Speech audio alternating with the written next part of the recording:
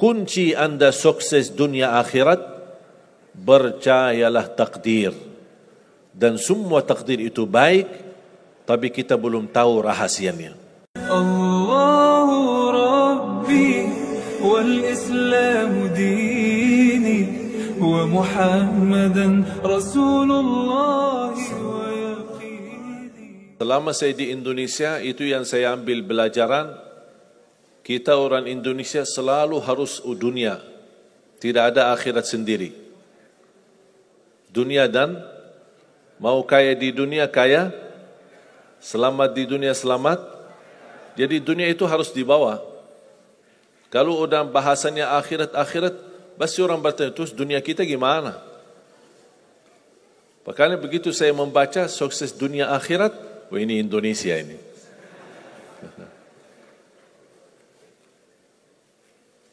Bahkan hampir setiap ibadah kita pasti yang dikejar dunia. Saya sudah dakwah sebelum di Indonesia, di mana-mana. Tapi baru pertama kali pas saya di Indonesia diminta amalan, gimana supaya dapat amalan mudah kerja, dapat amalan mudah urusan, dapat amalan lancar rezeki, dapat amalan. Jadi ujung-ujungnya semua untuk urus dunia. Makanya saya buatkan satu buku. Habis saya sudah fahami dan belajari karakter orang Indonesia. Orang Indonesia dah mau yang ribet-ribet, mau yang mudah, yang enak dan masuk surga. Betul? Makanya saya buatkan satu buku, 20 amalan mudah tapi pahalanya sangat menakjubkan. Mudah diingat, mudah dihafal, mudah diamalkan, tapi pahalanya sangat luar biasa. Bapak Ibu jamaah sekalian, kalau benar-benar ingin Anda sukses dunia akhirat, harus kita percaya sepenuhnya takdir. Kuncinya di situ. Percaya sepenuhnya takdir. Takdir itu menjadi salah satu rukun iman. Rukun iman ada berapa? 6. Rukun Islam? 5. Salat berapa waktu? 5 atau 4? Yakin 5. Soalnya benar tak salat subuh.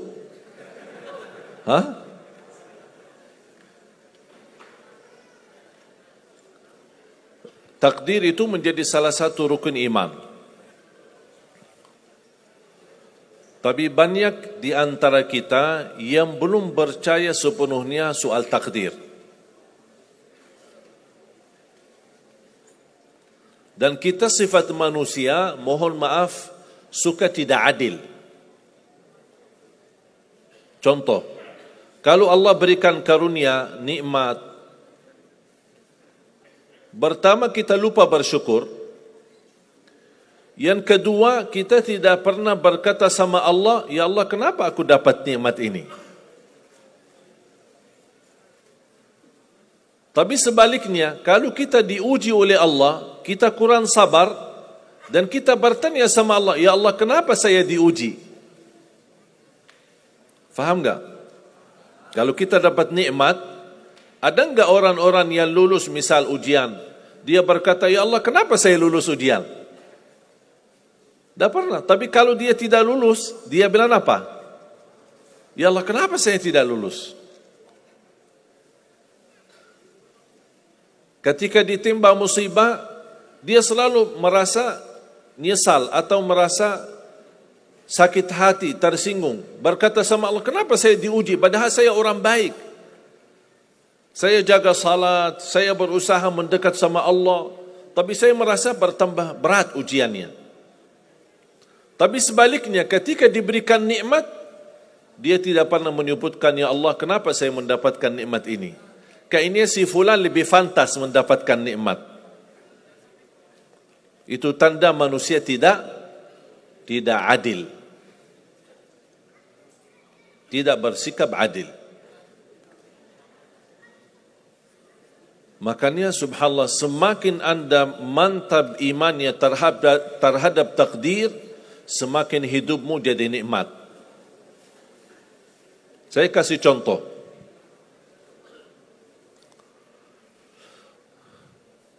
Tidak ada bersoalan masalah takdir baik.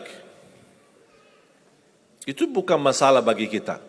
Justru kita bertambah senang kalau kita mendapatkan takdir yang baik. Tapi yang menjadi bersoalan, bermasalah bagi kita adalah takdir buruk. Ketika ditimpa musibah, ketika ada ujian, ada sakit, kesulitan, penghasilan yang tidak mencukupi, dan banyak masalah keluarga, masalah rezeki, masalah sama majikan, masalah di kerjaan, itu yang membuat banyak beban fikiran.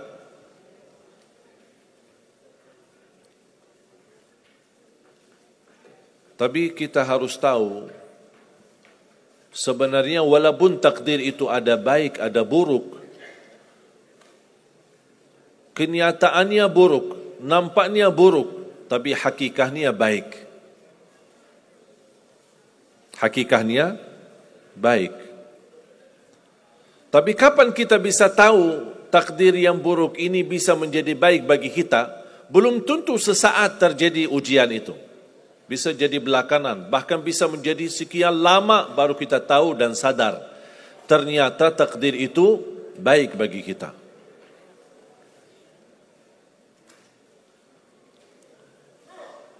Saya kasih contoh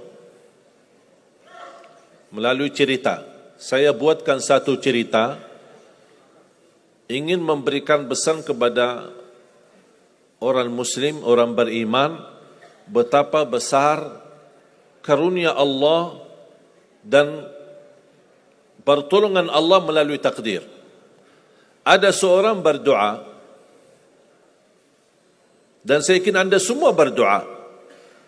Setiap berkesempatan, setiap salat, setiap sujud atau tahajud, duha, pasti anda semua berdoa.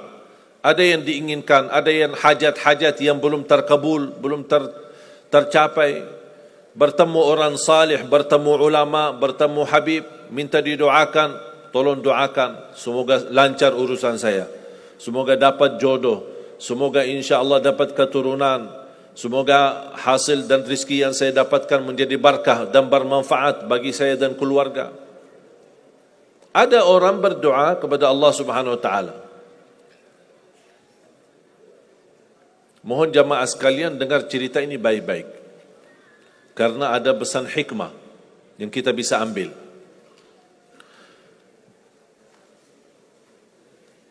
Orang ini berdoa tapi tidak melebihi selain doa meminta jodoh yang salihah, yang cantik, yang kaya. Itu aja doanya, tidak ada yang lain. Setiap salat, ya Allah, jodoh yang salihah, yang cantik, yang kaya. Tahajud, ya Allah, jodoh yang salihah, yang cantik, yang kaya. Doa pas buka puasa, itu aja doa, tidak ada yang lain. Tidak minta ampun, tidak minta rahmat, tidak minta karunia, tidak minta keselamatan. Butuh banget ini jodohnya. Dapat rezeki sedikit, dapat kemudahan berangkat haji. Selama dia berhaji, selama dia tawaf 7 kali, itu aja doanya. Ya Allah, jodoh yang salihah, yang cantik, yang kaya. Safa Marwah sa'i, ya Allah, jodoh yang salihah, yang cantik, yang kaya. Tak ada yang lain. Ketika satu malam dia sudah di tengah air, berjalan malam hari santai-santai di kampung sambil membayangkan jodohnya, menghayal bagaimana cantiknya. Pas di dalam perjalanan dikejar anjing. Dia lari, dan justru anjing semakin lari semakin dikejar. Makanya kalau ketemu anjing jangan lari. Akhirnya anjing berhasil gigit kakinya, berdarah. Datang mobil ambulan, dibawa ke rumah sakit. Di dalam mobil ambulan dia merasa menghadapi ujian dan dia berkata, ya Allah, selama ini saya berdoa minta jodoh yang salihah, yang cantik, yang kaya, masa dikirimkan anjing? Dia belum tahu ada apa. Dan ini yang sering kita lakukan, terlalu cepat respon dan berkata yang tidak baik ketika kita diuji oleh Allah, sedangkan kita belum tahu apa yang akan terjadi sesudah itu. Ambulan dibawa ke rumah sakit dan subhanallah dirawat di rumah sakit seorang dokter yang cantik, yang salihah, yang kaya, jadi jodohnya. Ada hikmah enggak digigit anjing? Buruk enggak kejadian itu? Buruk, digigit anjing pasti buruk. Tapi ternyata di dalam keburukan Allah menyediakan sesuatu kebahagiaan, sesuatu kebaikan, tapi kita belum tahu. Ternyata Allah sudah kabulkan doanya. Allah sudah kabul. Cuman kadang-kadang proses menabulkan doa itu ada di antara doa kita yang memang prosesnya lewat takdir buruk. Allah sudah kabul. Kata Allah, aku sudah kasih. Tapi tunggu. Seperti ini orang, doanya terus, ya Allah jodoh yang salih, yang cantik, yang kaya, jodoh yang salih, yang cantik, yang kaya. Allah sudah kabulkan doanya, tapi jodohnya ada di rumah sakit. Berarti harus sakit dulu.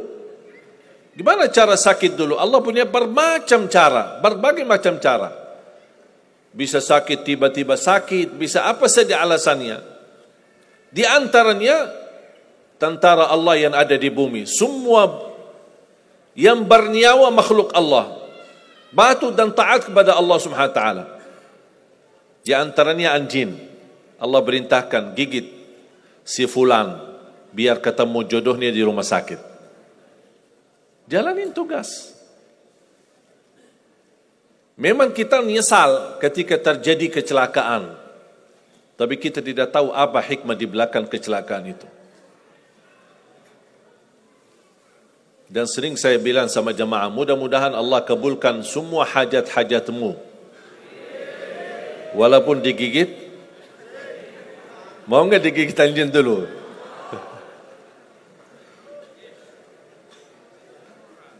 Sebenarnya kalau kita tahu rahasia takdir, apapun yang akan terjadi, kita tidak ada kekhawatiran. Karena kita tahu sesudah ujian ini pasti ada sesuatu kebaikan. Dan yakini Bapak Ibu, Allah Subhanahu wa taala Maha baik. Allah tidak senang menyusahkan hambanya.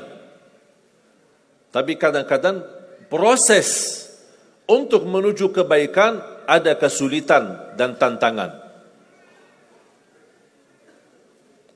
Seperti cerita seorang bapa yang bercita-cita untuk berhaji. Saya bertemu seorang jamaah, usia sudah mungkin 80-an, 80 tahun lebih. Saya pas bertemu diceritakan ini marbot masjid, ahli masjid. Saya berdialog, bertahun-tahun Masya Allah, kerjaannya hanya lap-lap masjid, bersihkan masjid, jaga masjid. Saya berkata sama beliau, Pak, apa yang Bapak inginkan? Tahu enggak jawabannya apa? Saya ingin haji. Tapi saya orang tidak mampu. Doakan mudah-mudahan saya bisa haji. Saya bilang insyaAllah Pak, kalau soal haji, soal umrah, itu tidak tergantung dengan kemampuan. Ada orang yang tidak punya uang sama sekali, tapi dapat dipanggil bisa haji. Karena haji dan umrah itu hadiah dan panggilan Allah Subhanahu wa taala bagi hambanya. Bahkan justru ada orang yang banyak hartanya tapi tidak tertutup hatinya untuk ke tanah suci. Boleh kita bercita-cita, berkeinginan ke tanah suci, tapi jangan digantungkan persoalan ini masalah kemampuan. Nanti kalau saya ada uang, saya mau haji dan umrah. Belum tentu saat sudah ada uang, belum tentu haji dan umrah. Kalau belum dipanggil oleh Allah Subhanahu wa taala. Saya berkata sama beliau, Bapak kalau sudah saatnya dipanggil oleh Allah, pasti Bapak akan berhaji. Tiba-tiba saya menerima telefon dari anak beliau. Habis saya ketemu kira-kira beberapa bulan, saya terima telefon menyampaikan bapaknya kecelakaan. Kok gimana kecelakaan? Apa ceritanya? Dia bilang habis keluar dari masjid, pulang malam hari, nampaknya ada mobil, pas ayahnya lagi seberang jalan, ada mobil tidak memperhatikan, kemudian tabrak. Alhamdulillah tidak terlalu parah, cuman perlu dirawat di rumah sakit sedikit, sebentar. Saya ke sana, pergi. Rumah sakitnya di mana? Dikasih tahu alamatnya. Saya datang kunjung silaturahim. Pas beliau bertemu dengan saya, nangis dan pingin peluk saya. Dan terus saya tanya gimana? Kata beliau, ada cerita yang istimewa terjadi sama saya. Ternyata orang yang menabrak beliau, orang yang kaya.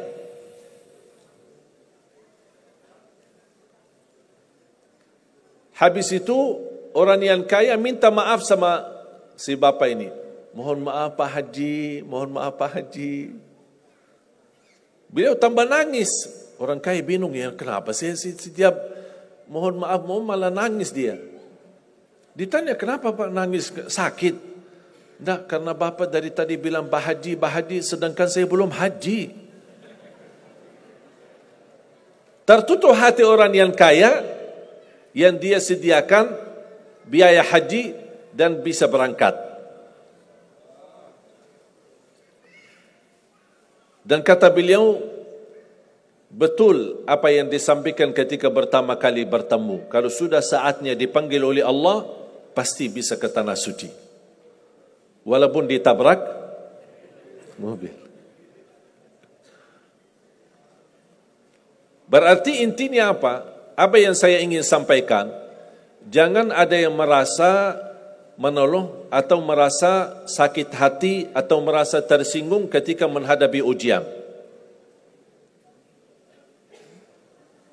Merasa belum terkabul keinginannya, Allah sudah kabulkan. InsyaAllah tidak ada di antara kita yang ditolak doanya. Cuman kita mohon maaf kadang-kadang buru-buru. Ingin selalu semuanya cepat. Kadang-kadang kalau terlalu cepat apa yang kita inginkan kita dapat, itu bahaya juga.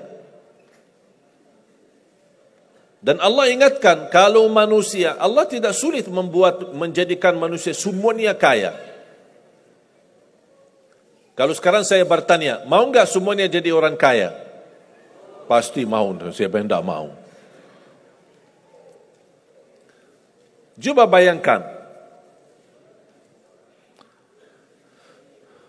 kira-kira sulitlah bagi Allah menjadikan semua manusia di bumi kaya raya? Sulit tidak? Tapi pertanyaan saya, kira-kira berjalan hidup kita enggak kalau kita semuanya kaya? Bisa berjalan lancar? Masa enggak? Semuanya kaya raya. Gimana kehidupan kita sehari-hari? Berjalan lancar tidak? Kenapa tidak? Saking banyak kekayaannya. Kalau semuanya kaya, memang sulit menjalani kehidupan. Contoh, cari supir, siapa yang mau supirin kita? sama-sama kaya. Datang minta tolong sama teman, boleh nggak ini cariin supir? Aku aja lagi cari supir, dah dapat. Mau punya perusahaan sendiri, butuh tenaga kerja kan? Semuanya orang kaya. Buat apa kalau mereka semua kaya, masing-masing punya pabrik, tapi tidak ada yang bekerja? Sulit nggak jalan hidup? Sulit. Sama sebaliknya, kalau semuanya di bumi miskin, susah. Kira-kira gimana hidup kita? Ya susah juga. Tidak bisa lancar hidup di dunia. Setiap ada orang datang minta tolong, Pak, apalagi saya Pak? Saya aja susah. Tapi makanya ada hikmah. Allah menjadikan ada yang kaya, ada yang miskin. Yang kaya menutupi kebutuhan yang miskin, miskin juga menutupi kebutuhan yang kaya, saling mengisi. Supaya apa? Supaya dunia ini berjalan, hidup kita berjalan. Tapi coba bayangkan kalau semua orang kaya tidak mau membantu orang miskin, dan semua orang miskin sombong dan mau melayani orang kaya, gimana kehidupan kita? Susah. Makanya jemaah sekalian, kunci anda sukses dunia akhirat, percayalah takdir. Dan semua takdir itu baik, tapi kita belum tahu rahasianya.